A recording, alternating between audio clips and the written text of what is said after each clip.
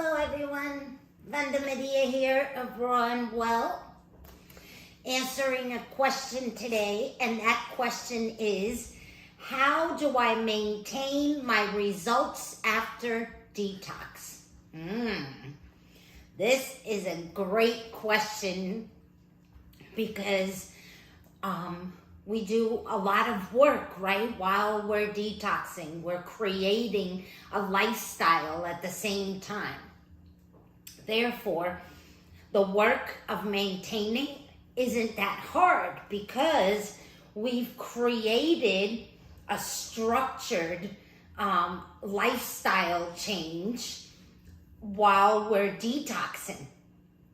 If you're working with somebody that could guide you through that, it's really important so you don't get stuck in little ruts, etc. And that person could guide you where you're growing each day into a sustainable lifestyle that you could actually continue and improve on as your journey prolongs, right?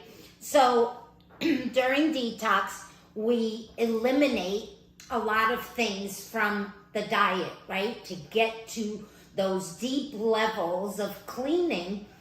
Most of the time, in order to do that, to regenerate tissue and to work on that, those cells, right? And regenerating cells and tissue, we need to get in there and clean things up. And usually that takes eating fruit for an extended period of time. And so we eliminate a lot of the things that are in an actual frugivore diet, right? Because we are frugivores by nature, right? And so if we follow the laws of nature, what a frugivore is that a frugivore diet is 80% fruit. We should be consuming at least 80% of our diet should be fruit, right? And so we're going pretty much from 100% to 80, right? And we have those 20% to play with. Therefore, what we want to do is break that up, right? And so for a true frugivore diet, for maintenance, the best thing is 80% fruit, right? That's the best diet for us humans, for frugivores as we are, right? 80% fruit, 10% tender leafy greens. What does that mean? That means anything like sprouts, for example, right? Those are tender and highly nutritious, and it doesn't take much to digest them, right? So those are the kinds of foods that we want, because the less time the body spends digesting, the more time the body actually utilizes its time to repairing the things we're putting in, right? The air we're breathing, the products we're putting on our skin, right? And so to keep that lymphatic system moving, we need to give it the right food. So that 10% of tender leafy greens could be anything from sprouts to some superfoods, even here and there, right? Like alfalfa, etc. And then tender lettuce, right? Some tender lettuce, that's amazing as well. And we really don't need to, but while we're maintaining, we could go into the other veggies as well. Not too much. It, again, intended, the best way would be tender leafy greens. That's it, the tender ones, right? So I go to the sprouts because they're the best, right? They're highly nutritious, easy for the body to recognize and digest, and there you have it, right? But we like to indulge in some nice salads.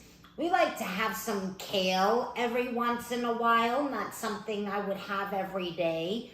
But I even like broccoli and cauliflower and things like that, right? So you could maintain pretty well as far as the tender greens, etc., and you could mix it up a little bit. Okay, what else can we have from there as well, ultimately, right? To maintain that clean body of ours, right? Definitely 100% raw. That's the best way to go, right? So where does the other 10% come from?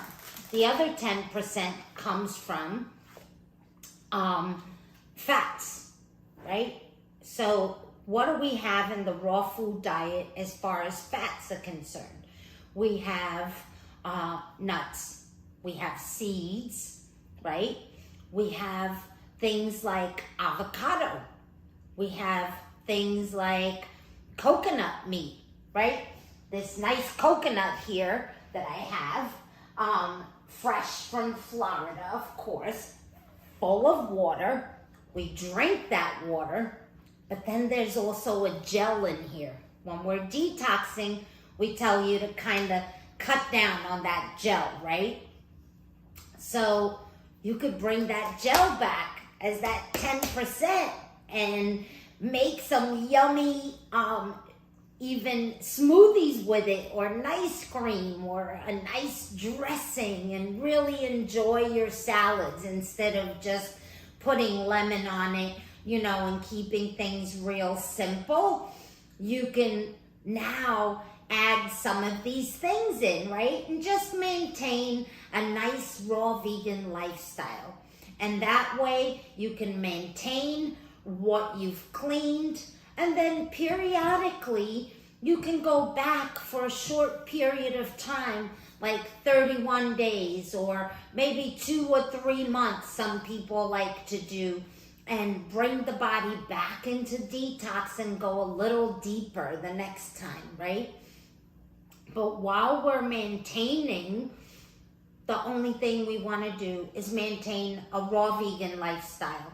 And hey, if you have a little cooked here and there, that's fine too, right? How you decide to sustain yourself, but what you really want to concentrate on is that when you're detoxing, you're developing a lifestyle that you could thrive on, right?